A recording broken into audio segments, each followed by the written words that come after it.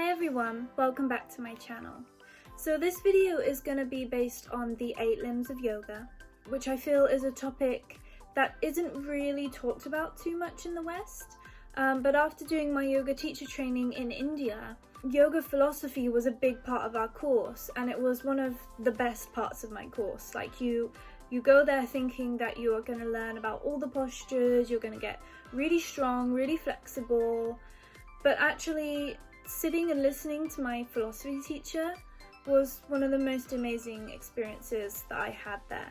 So I wanted to share a bit of that with you. So I've got my book that I took with me to India, and it's got all of my notes here that I took during these classes, during these 5 weeks. And I want to just talk to you about the 8 limbs, because yoga is a whole way of living. It's not just exercises and stretching and maybe some meditation. It's how you conduct yourself, how you use your mind in every single moment of every single day. In our classes, we were told that the true purpose of yoga is to establish a relationship with your true self. The word yoga literally translates to union or unity. So the aim of yoga is to come into your true self, to become one with your mind, become one with your body, and becoming one with the whole universe around you. The man who's conquered the mind has conquered the world. For me, it's just recognizing yourself as part of this universe, recognizing that you are not separate. Upon this realization, when we have managed to establish a relationship with our true self, which isn't an easy journey, it is in hope that we will achieve peace, happiness, joy, and bliss. So as you can see, just from that very first little explanation of yoga, it's much more than just a fitness class. So here in the West, I think we have picked out the bits of yoga that will suit us best and kind of left behind the rest of it. And it's kind of maybe even devalued a little bit in a way, because yoga is this whole philosophy, and we've sort of dumbed it down into just kind of practicing some movements and seeing how flexible we are, and then maybe posting a picture on Instagram. So I'll start by just explaining where these 8 limbs of yoga have come from. So Patanjali is the founder of modern yoga, and he wrote a book which is like a guide almost on how to practice yoga, or how to live your life in this certain way that's supposed to achieve happiness. So it's comprised of 196 sutras, which are statements or verses or even prayers. And this is all based on the idea that the human mind is like a monkey mind.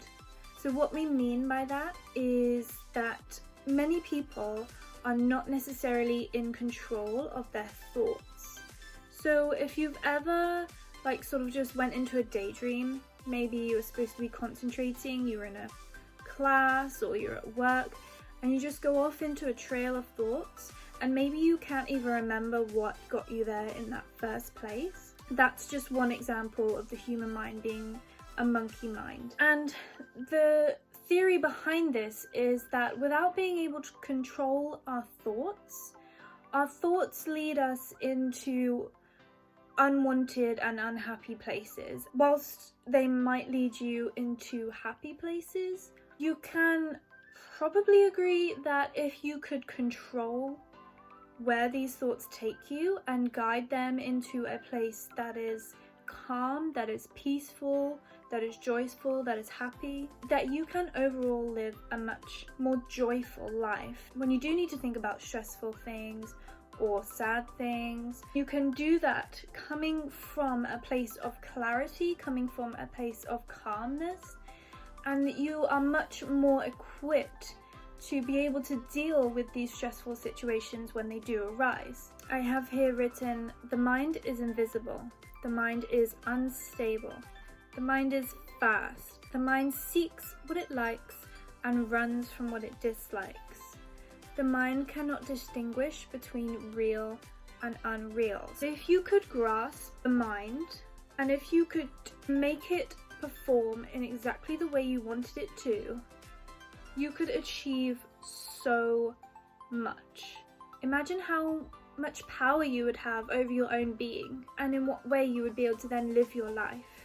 Yoga Sutra chapter 2 verse 29 describes the 8 limbs of yoga. These 8 limbs in Sanskrit are yama, niyama, asana, pranayama, pratyahara, dana, dhyana, and samadhi. The English translations of these words are social discipline, self-discipline, physical posture, control of breath, control of senses, concentration, meditation, and realization. So these are steps, almost like a path, that eventually lead you to samadhi or realization. When you achieve samadhi, it is one way in that you feel complete bliss through achieving that unity with yourself and unity with the universe. So yama is the foundations of yoga. Yama is social discipline. So this is meaning the way that you conduct yourself within society. So there are 5 parts to this social discipline, and these are non-violence, truthfulness, non-stealing, sexual continence, and non-possessiveness. So non-violence is non-physical, non-verbal, and non-mental violence. Truthfulness, but truthfulness to the extent where the truth does not hurt others. So not purposefully going out and telling everybody's secrets, but being truthful to yourself, and in all ways that you can is being honest and not lying to others. Non-stealing, so not keeping things with the self that don't belong to the self. Sexual continence, so using sex to be able to form that unity with yourself, with your lover, and with the rest of the universe. But making sure that you are the one who chooses to engage in sex and not sex that controls you. Non-possessiveness, so not keeping things that are unessential for your life. The theory behind this is that if you have 100 things, somewhere in your mind, maybe unconsciously, you are thinking about every single one of those 100 things. And when we have so much information in our brain, we don't have enough energy left to use our mind for more purposeful tasks. So that's yama. So that's essentially living to the best way that you can as your baseline before you can even start to progress onto the other 8 limbs that then eventually will lead you to realization. The second limb of yoga is niyama, which is then self-discipline. So then we're coming more into ourselves and our minds. So these include purity, contentment, endurance, self-study, and complete faith in the existence of God. Purity for me is coming back to our mind. So not having negative self-talk. Your thoughts should align with being the person that you want to be. Trying to select those thoughts that are good for you and good for the rest of the universe. So contentment. So this one is being happy with your life as it is right now, not wanting more. Attachments are the root cause of suffering in this world. Lack of contentment is one of the barriers to yoga, especially in this Western area of yoga, because we tend to compare ourselves to a teacher or a person that we saw on social media, and we tend to want what they have. If you fall into that, and I have fell into that myself, if you fall into that, you're completely missing the point of yoga. Like, you're doing a class, you're doing stretching or gymnastics. And if that's what you want, that's perfectly fine. But if you came here to do yoga, then you need to let those desires and attachments go. Then we have endurance. Endurance in this sense is selfless service. So this is doing something nice for somebody else, but not in a way that you expect something in return. It's doing it to be a good person. Then we have self-study, so that is teaching, learning, reading, meditation. So this is taking time by yourself or talking with friends and thinking, who am I? What kind of person am I? And then complete faith in the existence of God. So this is recognizing that God is everywhere in the divine universe. It also means simply recognizing this whole universe is life connected. As humans, we have the consciousness to know how much of a miracle it is that we are here right now on this earth with every life form that there is, that is a miracle. So then we have asanas. Now I don't need to go too much into asanas because asana is your physical posture. So if anyone has come to this video who is from the West, who maybe already does yoga, or even if you don't, you may have seen it. It is the physical postures that we do on our yoga mat, which allows us to strengthen the body, to stretch the body, and to use our breath to connect the body and the mind together. Asana, to be seated in a position which is steady and comfortable. Where we have more of the different types of postures that are much more difficult, maybe they get your heart rate up, maybe they require a lot of strength. This is suggesting that they should be steady and comfortable. So at every single point in your yoga class, you should be able to breathe deeply and slowly. And if you cannot do that, you are pushing yourself too far. The idea is that we may be in an uncomfortable position and you need to be able to breathe through that uncomfortable situation. And by learning to breathe through it, you will learn the skill to do this in every other part of your life. Even any stressful situation, you can calm and relax the body through your breath. Which brings me nicely on to pranayama, which is the fourth limb of yoga. So pranayama is control of breath. Whilst practicing asana, breath of inhalation or exhalation in various speeds or movements is called pranayama. So there are different breathing techniques that we can practice that help us to deepen our breath, to have more control over our breath, to allow us to bring more life, more prana, which is life force or vital energy, into our body, and more oxygen surrounding our body into our lungs, into our brain, to our heart. And this should then keep our body healthier, give us more energy and vitality. Then we move on to control of senses. So the concept behind this is that the mind follows the senses as the senses feed the mind food or feed the mind information.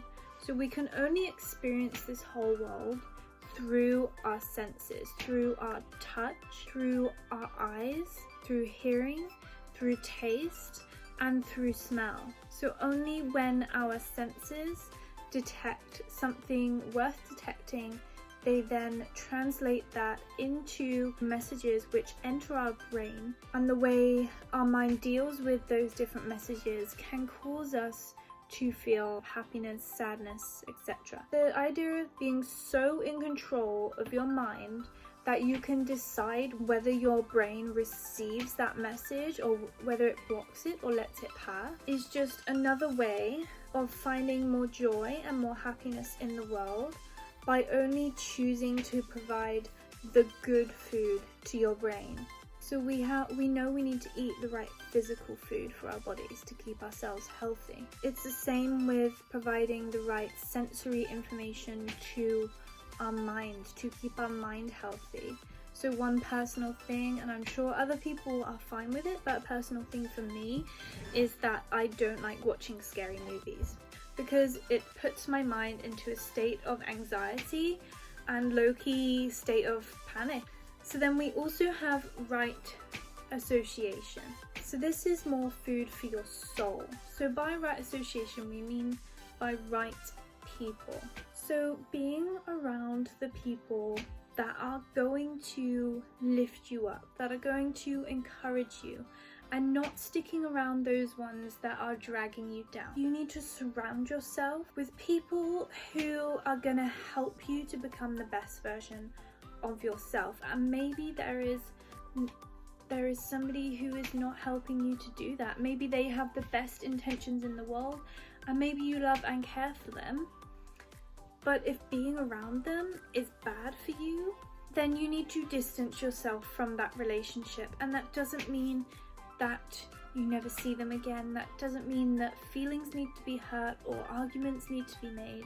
And if that person truly loves you and wants you to be the person you want to be, they will be happy to step aside to help you to grow. Now we're moving on to some of the higher levels of the 8 limbs of yoga. So dharana, or concentration. So engaging the mind onto a particular area or point is dharana. So the practice of concentration is like trying to strengthen a muscle. So the more you do it, the more your muscle is going to get stronger. There are many different types of dharana practice. So you can also have a picture, and it might be a picture of a god, or it might also be a picture of somebody who you really look up to, a picture of a loved one, or it can be pretty much anything that is beneficial to you. And you can look at that picture and concentrate on that picture. So eventually, when your concentration gets more and more and more, it becomes dhyana. So dhyana is meditation, and it is achieved by deep concentration. Meditation is active. It is the continuous and unbroken flow towards an object. If this can be achieved, one person may be able to achieve samadhi. Now there are different types of samadhi, but in the general sense, samadhi is the complete concentration of mind, which is also known as realization. Achieving samadhi will enable you to find bliss, divine wisdom, and unity with your true self. The awareness of who you are as a person. Achieving samadhi is not an easy thing. A person is unlikely to sit down in a meditation and achieve samadhi in their first session. Samadhi is for very well practiced, advanced yogis. It doesn't mean that you cannot achieve it. Go for it. I'm not saying don't do it, but I'm not saying it's going to come easily. You have to do the work on yourself, on your mind, on your body to prepare you to get there. If it really is something you want to do, I advise trying to find a teacher just to help guide you along that journey. So that's our 8 limbs. There is so much more I could talk about. The aim of the video is just to show people a broader view of what yoga really is, and it's not just the postures and the fitness practice that we do here in the West. I think it's such a great philosophy. It's all about kindness to others and true self-care, not just having a bath, but really working on yourself and doing things that are going to help you become the best version of yourself, so that you are in a better place to be able to then go and help the rest of the world. So anyways, I think that's enough from me for now. And like I said before, if you have any questions at all about anything, I'm happy to discuss them with you. So yeah, thank you for watching. I hope you enjoyed the video. Please subscribe, share with your friends, and I'll see you soon.